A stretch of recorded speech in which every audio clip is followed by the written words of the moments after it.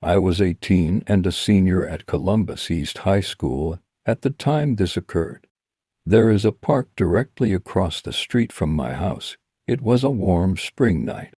I was doing a report for school, and it was getting rather late, and I was the only person still up at the time. It was, to my best guess, 1:30 a.m. I had just broken my last pencil, and I needed another one to finish my report.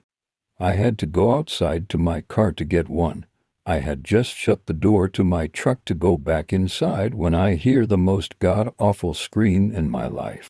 I turned around quickly and could make out the vague outline of a large man-like creature running through the park and back into the woods. The scream lasted for about 6 seconds. Needless to say, I hightailed it back into the house. I told my parents the next morning, and they said that they had heard nothing and that all I heard was a cat.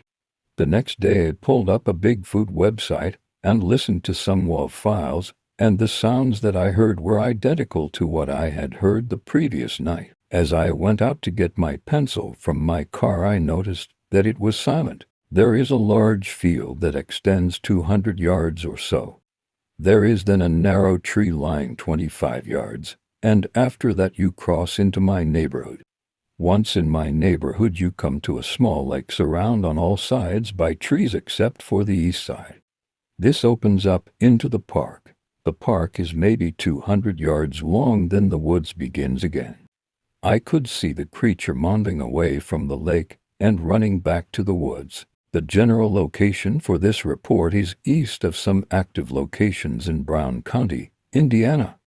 In addition, it lies close to a possible corridor of travel, namely, a stream that runs north-south. When it focalized near him was approximately 50 yards.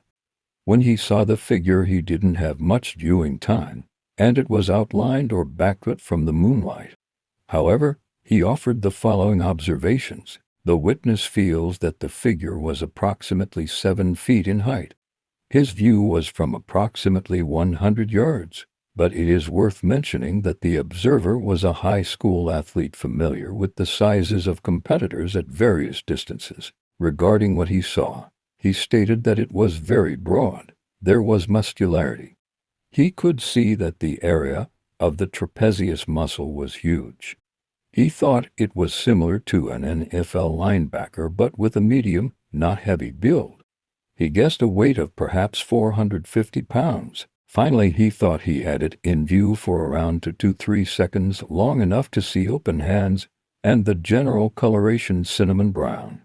The hair on it looked uniform in length. He also noted a dome-like head between the shoulders.